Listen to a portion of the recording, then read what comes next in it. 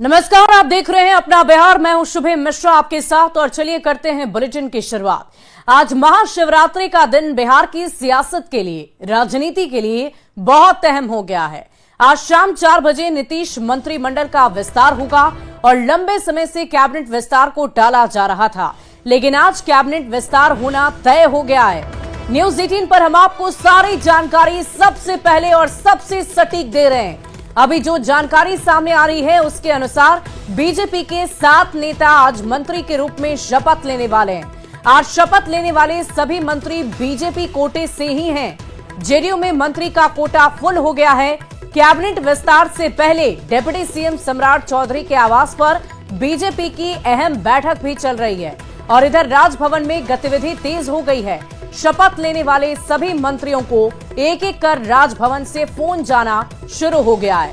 Cabinet के अपर मुख्य सचिव एस सिद्धार्थ राजभवन पहुंच गए हैं और तैयारियों का जायजा ले रहे हैं। और नीतीश कैबिनेट विस्तार से जुड़ी एक बड़ी खबर का रुख कर लेते हैं। न्यूज 18 के पास सभी नए मंत्रियों की लिस्ट है।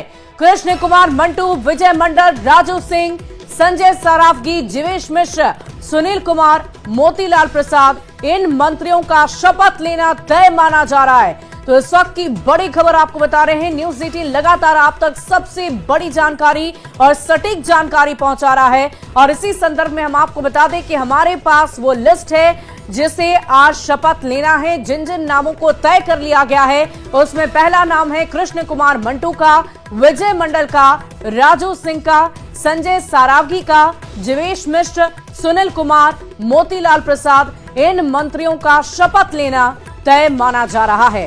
तो बड़ी खबर आप तक पहुंचा रहे हैं। आज का दिन बिहार की राजनीति के लिए बहुत ही खास, बहुत ही अहम है और नए मंत्रियों की सूची तस्वीर के साथ हम आपको दिखा रहे हैं। इन चेहरों पर गौर फरमाइए और देखिए, आज ही ये मंत्री के तौर पर शपथ लेने जा रहे हैं। संजय सरावगी की तस्वीर आप देख रहे हैं, एक तरफ जीवेश मिश्र को देख रहे होंगे आप। तो नए मंत्रियों की ये सूची है जो बिहार सरकार में शामिल होने जा रहे हैं। मंत्री के तौर पर ये आज शपथ लेंगे। कृष्ण कुमार मंटू की तस्वीर देखिए, विजय मंडल की ये तस्वीर हम आपको दिखा रहे हैं, राजू सिंह की तस्वीर दिखा रहे हैं। तो न्यूज 18 सबसे पहले आपको तय नामों को बता भी रहा है और उन चेहरों से आपको अवगत भी करा रहा है जिन चेहरों को आज राजभवन में शपथ लेना है। सुनील कुमार की तस्वीर आप देख रहे हैं, मोतीलाल प्रसाद को भी देखिए, ये भी आज मंत्री के तौर पर शपथ लेंगे।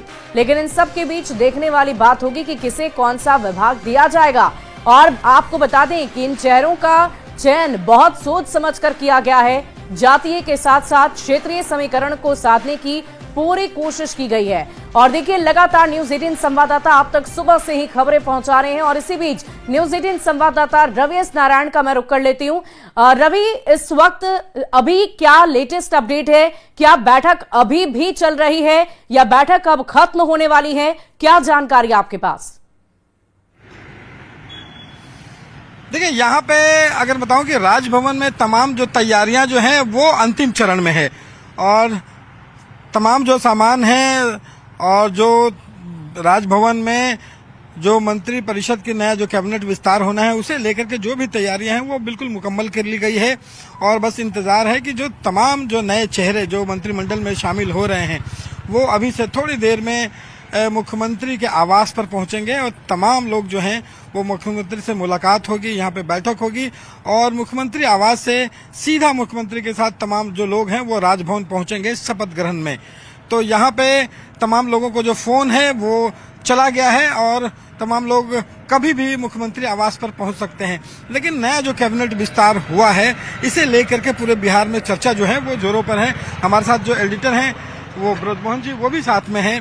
सर, ये जो कैबिनेट जो विस्तार हुआ है और जिस ढंग से सामाजिक समीकरण का ख्याल रखा गया है, चुनाव होने में बस 6-7 महीने बाकी हैं, कितना जरूरी था? पिछले 3 दिनों का जो घटनाक्रम बिहार का रहा है उसको हम समझते हैं। प्रधानमंत्री आते हैं, वहां बैठक होती है, बड़ी मीटिंग होती है, बड़ी सभा होती है जिसमें प्रधानमंत्री नरेंद्र मोदी उनको कहते हैं कि हमारे लाडले चीफ मिनिस्टर, हमारे लाडले मुख्यमंत्री।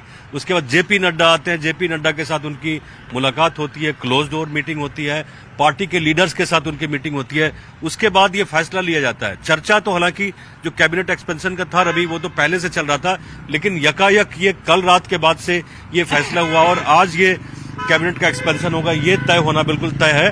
और जो जाति समीकरण की बात कर रहे थे, जाति समीकरण पे बहुत ज्यादा ध्यान दिया जाता है बिहार में। इसमें तमाम जो लोग जिनको शामिल किया गया है, इसमें कुर्मी भी शामिल हैं। जैसे बात कर लें, कृष्ण कुमार मंटू हैं, ये कुर्मी जाति से आते हैं, लवकुश समीकरण का एक बड़ा हिस्सा है। विजय मंडल केवट समाज से आते हैं, अररिया से। राजू सिंह जिनकी बात हम कर रहे थे, मुजफ्फरपुर से आते हैं, पहले वो जदयू में भी रह चुके हैं, एलजेपी में भी रह चुके हैं, पढ़े लिखे व्यक्ति हैं।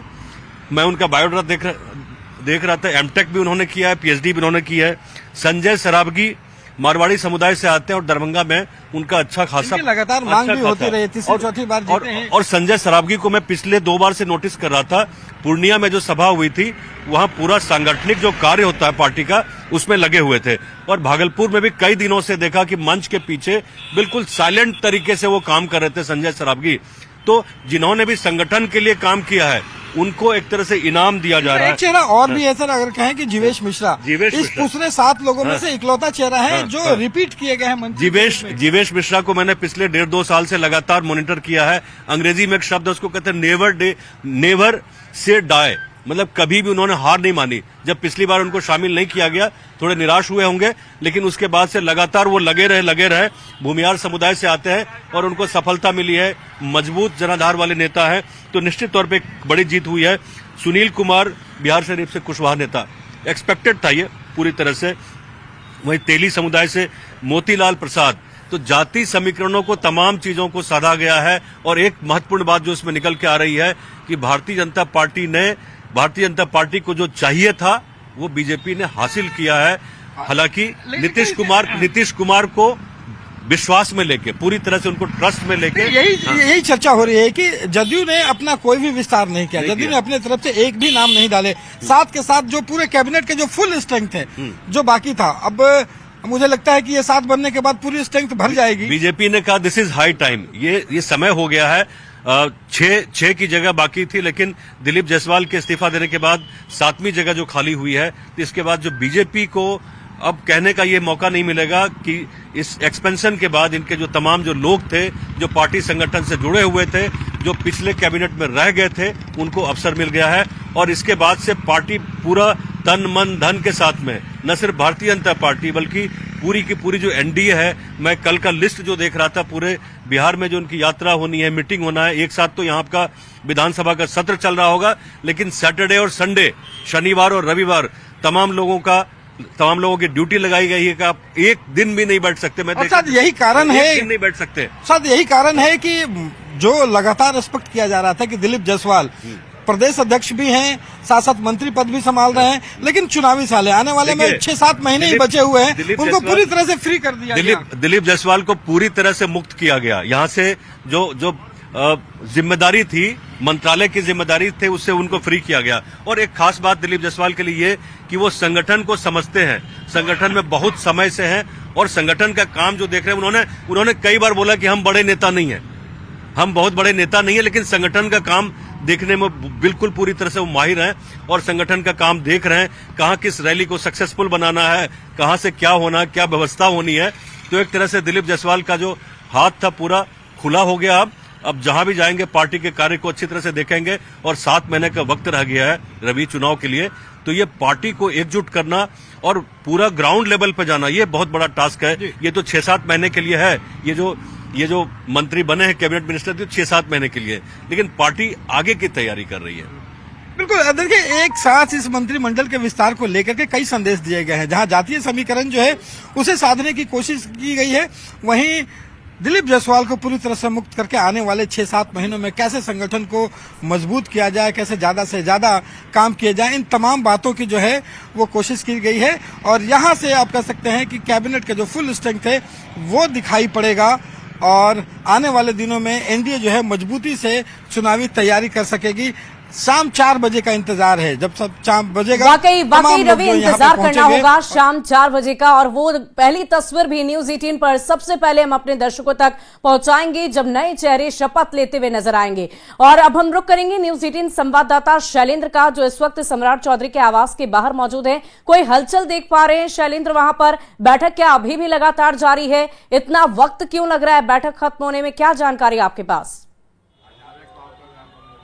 देखिए, सम्राट चौधरी के आवास से जो प्रमुख नेता जो बैठे थे वहाँ, वो वहाँ से निकल चुके हैं और अब धीरे धीरे करके बीजेपी दफ्तर में ये लोग रुख कर रहे हैं। और इस वक्त बीजेपी दफ्तर की हम तस्वीर दिखा रहे हैं कि यहाँ भी गहमा गहमी जो है वो बढ़ गई है। सम्राट चौधरी के यहाँ जो लोग गए थे वहाँ से निकल कर अब धीरे धीरे बीजेपी कार्यालय आ रहे हैं। चूँकि कहा यह जा रहा है, जो जानकारी मिली है कि जो सभी 7 चेहरे हैं वो सभी लोग पहले बीजेपी कार्यालय आएंगे और यहाँ पर इनके साथ तमाम लोग बैठेंगे और उसके बाद फिर शाम 4 बजे जब शपथ ग्रहण समारोह में जाना है तब यहाँ से वो लोग जाएंगे।